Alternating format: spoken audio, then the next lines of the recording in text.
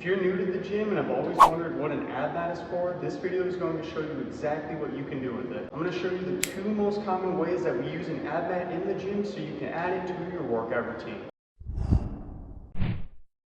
If you do want to purchase one of these for yourself, I'm going to leave a link in the description down below so you can buy one for your routine. The first and most common way we use an ab mat is with it on the ground like so. Usually the ab mat is used as a way to cushion our tailbone when we go down to do different types of core exercises. This mat isn't limited to just doing sit-ups, as we can do different leg lift variations as well. The whole purpose of all of this is to just make it so it doesn't hurt so much on your tailbone when you're pressing into the hard ground. The next way you can use one of these ab mats is to cushion your body when you're pushing it on the ground as well. Instead of using it to cushion our lower back when we're on the ground, we can use it to cushion our other parts of our body, just like this exercise right here. As you can see, I'm allowing my knee to be cushioned by that device so it doesn't hurt as much when touching the ground. Sometimes people also like doing it for handstands as well, as it allows you to cushion your head when you do these push-ups.